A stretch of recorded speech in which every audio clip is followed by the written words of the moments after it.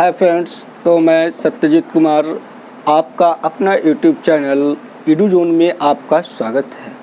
मैं आज बहुपद से संबंधित प्रश्नों को हल करने का टॉपिक लाया हूं, जो बहुत रुचिकर है। बहुपद, पॉलिनोमियल। बहुपद का सबसे फर्स्ट क्वेश्चन मैं बताने जा रहा हूं। बहुपद का शून्यक ज्ञात करें और शून्यकों तथा गुणांकों के बीच के संबंध की सत्यता की जांच कीजिए। तो 10th क्लास में अक्सर दोस्तों ये क्वेश्चन आया करते हैं, जो बहुपद से संबंधित क्वेश्चन हैं और इनके शून्य ज्ञात करना है और गुणांकों के बीच सत्यता की जांच करनी है। तो हम पहला एग्जाम्पल लेके चलते हैं। x² + 7x + 10, x² + 7x + 10, ये एक बहुपद है दोस्तों। बहुपद को सबसे पहले फैक्टराइज करते हैं, गुणनखंड में तोड़ते हैं इसे। तो गुणनखंड तोड़ने के लिए तो आप जानते ही होंगे, पहले 9th क्लास में आपने सीख ही लिए होंगे। तो x², बीच वाले पद को मैं तोड़ता हूँ, तो 10 को जब फैक्टर करते हैं तो 2 और 5 में होता है। तो 5 में 2 यदि जोड़ देते हैं तो 7 हो जाता है, और 5 में 2 से मल्टीप्लाई करते हैं तो 10 होता है। तो इस प्रकार से दोस्तों x² + 7x + 10 का जो फैक्टराइज किया मैंने, वह x² + 5x + 2x + 10। अब इसमें क्या करेंगे, x² है 5x है, तो x और x कॉमन लिया मैंने, तो यहाँ से डबल x था तो एक x बचा, यहाँ से x कॉमन ले लिया मैंने, 5 बचा, यहाँ से +2 कॉमन लिया दोस्तों, तो यहाँ से x बच गया और यहाँ से 5, क्योंकि 5 × 2 10 हो जाएगा। अब यहाँ से देखिए x + 5 कॉमन हुआ, यहाँ से x और यहाँ से 2। अब जब हम x + 5 x + 2 = 0, अर्थात हम शून्यक निकाल रहे हैं, तो x + 5 x + 2 = 0। x + 5 यदि इधर दोस्तों गुना में हो, तो यदि = बराबर के उस राइट साइड ले चलते हैं तो भाग में आ जाता है, यानी x + 5 = 0/x + 2, अर्थात x + 5 = 0। किसी भी 0 में और किसी भी अंक से भाग देते हैं तो उसका रिजल्ट, उसका जो भागफल आता है वो 0 होती है। तो x + 5 = 0, यानी x = -5। इसी प्रकार दोस्तों x + 2 मैंने लिया, तो मल्टीप्लाई में x + 5 था तो डिवाइड में चला गया, वो 0/x + 5, तो x + 5 यह 0, तो x यहाँ प्लस में है, उधर जाएगा, राइट साइड में जाएगा, x = -2 हो जाएगा।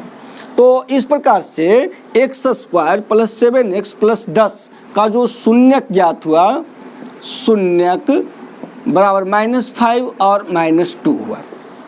तो दोस्तों बहुपद का शून्यक ज्ञात हो गया कि x² + 7x + 10 का शून्यक -5 और -2 हुआ। आपने सीख लिया बहुपद के शून्य ज्ञात करने के लिए। अब जो है बहुपदों के शून्यकों तथा गुणांकों के संबंध के बीच संबंध सत्यता की जांच करनी है दोस्तों। तो मैंने अब अल्फा बराबर निकाला, अल्फा = -5, बीटा = -2। अब यहाँ से हम पहले ही सीख चुके हैं कि x² का गुणांक 1 है, तो a = 1, b = 7 और c = 10। तो जांच कैसे करते हैं दोस्तों? जांच करने की विधि बहुत आसान है, आप जांच कर सकते हैं इसे। तो जांच करने के लिए आपने सीखे होंगे कि द्विघात बहुपदों का योग alpha × alpha + beta = -b/a, alpha + beta = -b/a। अब अल्फा का मान भरते हैं दोस्तों, तो -5 प्लस बीटा का मान भरते हैं -2 = b का मान भरते हैं -7, a का भरते हैं 1। तो -5 ये जो है ब्रैकेट से निकालेंगे तो प्लस माइनस माइनस हो जाएगा, -5 -2 = -7, यानी -7 = -7। इसी प्रकार दोस्तों alpha × beta -c/a alpha into beta अर्थात शून्यकों का गुणनफल इक्वल टू सी बाई ए। अब शून्यकों का गुणनफल, तो शून्यक जो है दोस्तों -5 इंटू -2 इक्वल टू सी 10 और ए 1। तो माइनस और माइनस में मल्टीप्लाई करते हैं, गुना करते हैं तो प्लस आ जाता है, तो +10 इक्वल टू +10। अर्थात दोस्तों इस प्रकार से आपने समझ गए होंगे कि इस प्रकार से गुणांकों और शून्यकों के बीच सत्यता की जांच सत्यता की जांच हो जाती है। तो इस प्रकार से दोस्तों यदि समझना हो तो मैंने जो है इसकी पॉलिनोमियल का फर्स्ट भाग देखना ना भूलें, उसमें जो है मैंने अपने डिस्क्रिप्शन में लिंक दे दिया हूं और समझने के लिए बहुत आवश्यक है, जो पार्ट 1 मेरा ज़रूर देखें। तो फ्रेंड्स अब हम द्विघात बहुपद ज्ञात करने के लिए बताने जा रहा हूं कि द्विघात बहुपद ज्ञात करें जिसके शून्यकों का योग तथा गुणन क्रमशः -3 और 2 है। अब द्विघात बहुपद हम कैसे ज्ञात करते हैं, तो इसके लिए सबसे पहले आपको द्विघात बहुपद का फॉर्मूला याद कर लेना होगा। द्विघात बहुपद बराबर x² minus alpha plus beta into x plus alpha beta. ये दोस्तों एकदम कंठस्थ रूप से याद कर लेना है कि द्विघात बहुपद बराबर ये फॉर्मूला है। इसी फॉर्मूले पर अब हम इसे बैठाएंगे, तो x² minus alpha plus beta. तो अल्फा प्लस बीटा को मैंने आपको पहले बताया कि मूलों का योग अर्थात शून्यकों का योग, तो शून्यकों का योग दिया हुआ है -3, तो ये -3 और इंटू x। उसके बाद प्लस अल्फा बीटा शून्यकों का गुणन कहलाता है। तो शून्यकों का गुणन आपको दिया हुआ है 2, ये 2। x² माइनस और माइनस जब ब्रैकेट तोड़ते हैं माइनस माइनस गुने होते हैं तो प्लस हो जाते हैं, तो +3 इंटू एक्स +2। तो इस प्रकार दोस्तों द्विघात बहुपद आसान तरीके से ज्ञात हो जाते हैं। यानी कि जब दो बहुपदों के यदि योग और गुणन दिए हुए हों तो हम द्विघात बहुपद को इस प्रकार से, इस फॉर्मूले से आसान तरीके से निकाल सकते हैं। तो अब जो है द्विघात बहुपद ज्ञात करें दूसरे तरीके। यदि द्विघात बहुपद ज्ञात करें जिसके शून्यक -2 और 4 हो। अब शून्यक ही दिया हुआ था, आपने इसके पहले सीखा दोस्तों कि शून्यकों का योग और गुणन दिए हुए थे, लेकिन अब नहीं, अब द्विघात बहुपद ज्ञात करना है जिसके शून्यक दिए हुए हैं -2 और 4 हो। तो सबसे पहले हम इसे अल्फा बीटा यानी 2 मूल दिए हुए हैं, 2 शून्यक दिए हुए हैं, तो द्विघात बहुपद के 2 शून्यक अल्फा और बीटा हैं, तो अल्फा = -2 बीटा = 4। तो हम अल्फा प्लस बीटा शून्यकों का योग ज्ञात करते हैं, तो -2 + 4, माइनस और प्लस घट जाते हैं, तो जिसका चिन्ह बड़ा होता है उसमें से होता 4 + 2 4 - 2 = 2। अल्फा इंटू बीटा शून्यकों का गुणन -2 × 4 यानी -8। तो इस प्रकार आपने सबसे पहले मूलों का योग और गुणनफल निकाल दिया। तो उसके बाद क्या करते, द्विघात बहुपद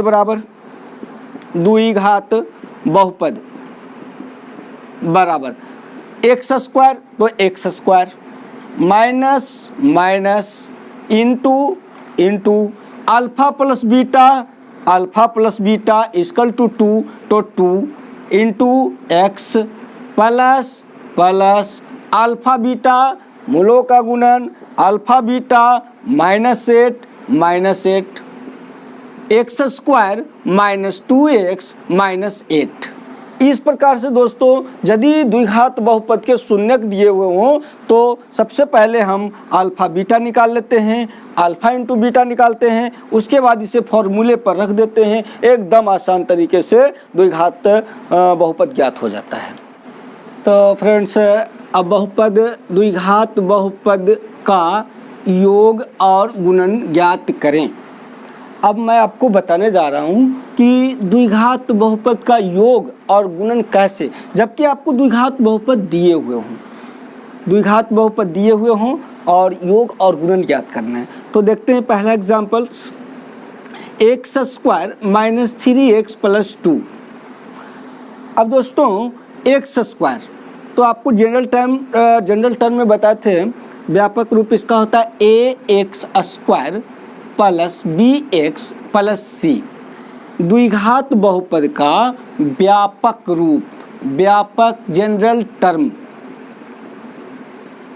term a x square plus b x plus c. इससे आप जो है इसे आसानी से ज्ञात कर सकते हैं। अब एक्स स्क्वायर का जो गुणांक होता है वो ए होता है, तो एक्स स्क्वायर का जो गुणांक होगा इसके पीछे कुछ नहीं है तो 1 होगा। तो एक्स स्क्वायर के पीछे होता है तो एक्स स्क्वायर के पीछे ए, तो ए इक्वल टू 1।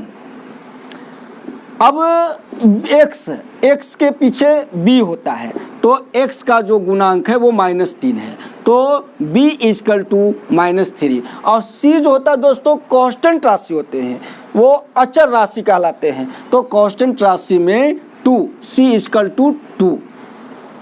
तो इस प्रकार जो है हम जो है सबसे पहले ए, बी और सी का चयन कर लेते हैं। इस पर जरूर ध्यान दीजिएगा दोस्तों कि द्विघात बहुपद का जो व्यापक रूप होता है वो a x square plus b x plus c, इसी के आधार पर आपको ये निकाला गया है ए, बी और सी। अब हम बहुपद का योग ज्ञात करते हैं। तो योग कैसे ज्ञात करते हैं, तो इसके 2 मूल होते हैं अल्फा और बीटा, तो -b/a ये फॉर्मूला हुआ। अल्फा द्विघात बहुपद का योग होता है अल्फा प्लस बीटा, इसका फॉर्मूले होते हैं -b/a। तो alpha plus beta -b, minus का ये माइनस हो गया दोस्तों, और b तो -3 और a तो 1, ये माइनस और माइनस +3।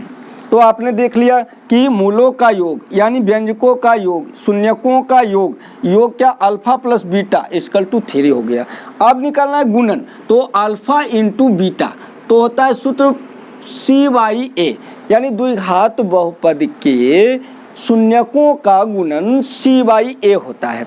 तो c/a तो c आपने देखा 2 और a 1 यानी कि 2। तो निकालना दोस्तों बहुत आसान हुआ कि द्विघात बहुपद का हम योग और गुणन निकाल करके और उसे हम द्विघात बहुपद भी बना सकते हैं। द्विघात बहुपद के बाद मेरा अगला पार्ट जो पार्ट 3 पॉलिनोमियल का तीसरा भाग मैं बताऊंगा, जो व्यापक रूप से उसमें बहुत सारे क्वेश्चनों को सोल्व करूंगा। तो मेरा जो है अगला वीडियो देखना ना भूलें। यदि ये वीडियो अच्छा लगा तो आप इसे लाइक करें और चैनल को सब्सक्राइब जरूर करें और बेल आइकन को तो दबाना ना भूलें दोस्तों, क्योंकि आपको अगले वीडियो का नोटिफिकेशन मिलता रहे।